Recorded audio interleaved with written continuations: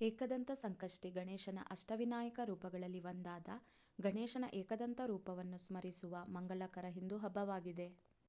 July ತಿಂಗಳ ಸಂಕಷ್ಟಿ ಹಬ್ಬವನ್ನು July 14ರಂದು ಆಚರಿಸಲಾಗುತ್ತದೆ.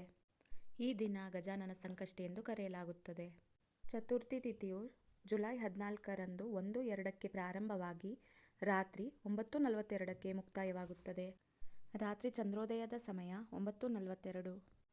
ಏಕದಂತ ಗಣೇಶ ಎಂದರೆ ಒಂದು ಹಲ್ಲಿನ ಗಣೇಶ ಎಂದು ಅನುವಾದಿಸಲಾಗುತ್ತದೆ ಮತ್ತು ಹಿಂದೂ ದಂತಕಥೆಯ ಪ್ರಕಾರ ಗಣೇಶನು ಪರಶುರಾಮನು ಶಿವನನ್ನು ನೋಡದಂತೆ ತಡೆದಾಗ ಪರಶುರಾಮನು ತನ್ನ ಕೊಡಲಿಯಿಂದ ಗಣೇಶನನ್ನು ಹೊಡೆದು ಅವನ ಒಂದು ಹಲ್ಲನ್ನು ಮುರಿದನು. ಅದಕ್ಕಾಗಿಯೇ ಅವನು ಏಕದಂತ ಎಂದು ಕರೆಯಲ್ಪಟ್ಟನು.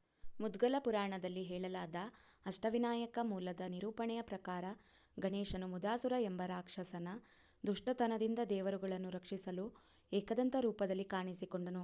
ಭಗವಾನ್ ಏಕದಂತನಿಗೆ ಹೆದರಿದ ಮುದಾಸುರನು ಸೋಲನ್ನು ಒಪ್ಪಿಕೊಂಡು ಶಾಶ್ವತವಾಗಿ ಪಾತಾಳ ಲೋಕಕ್ಕೆ ಹಿಂದಿರುಗಿದನು. ಸಂಕಷ್ಟಿ ಚತುರ್ಥಿಯ ಆಚರಣೆಗಳು. ಸಂಕಷ್ಟಿ ಚತುರ್ಥಿಯ ದಿನದಂದು ಭಕ್ತರು ಮುಂಜಾನೆ ಎದ್ದು ಗಣೇಶನನ್ನು ಪೂಜಿಸುತ್ತಾರೆ. ತಮ್ಮ ದೇವರ ಗೌರವಾರ್ಥವಾಗಿ ಅವರು ಕಟ್ಟುನಿಟ್ಟಿನ ಉಪವಾಸವನ್ನು ಆಚರಿಸುತ್ತಾರೆ. ಕೆಲವರು ಭಾಗಶಃ ಉಪವಾಸವನ್ನು ಸಹ ಆಚರಿಸಬಹುದು. ಈ ಉಪವಾಸವನ್ನು ಆಚರಿಸುವವರು ಹಣ್ಣು, ತರಕಾರಿ ಮತ್ತು ಸಸ್ಯಗಳ ಬೇರುಗಳು ಮಾತ್ರ ತಿನ್ನಬಹುದು.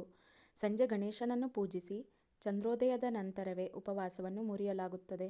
ವಿಶೇಷ ನೈವೇದ್ಯವನ್ನು ನೈವೇದ್ಯವಾಗಿ ತಯಾರಿಸಲಾಗುತ್ತದೆ. ಇದನ್ನು ಮೋದಕ ಮತ್ತು ಗಣೇಶನ ಇತರ ನೆಚ್ಚಿನ ಖಾದ್ಯಗಳಿಂದ ತಯಾರಿಸಲಾಗುತ್ತದೆ. ನಂತರ ಆರತಿ ಮಾಡಲಾಗುತ್ತದೆ ಮತ್ತು ನಂತರ ಪ್ರಸಾದವನ್ನು ಎಲ್ಲ ಭಕ್ತರಿಗೆ ವಿತರಿಸಲಾಗುತ್ತದೆ. ಈ ವಿಡಿಯೋ ನಿಮಗೆ ಇಷ್ಟ ಆದಲ್ಲಿ ಲೈಕ್ ಮಾಡಿ ಮತ್ತು ಸಪೋರ್ಟ್ ಮಾಡಿ. ಧನ್ಯವಾದಗಳು.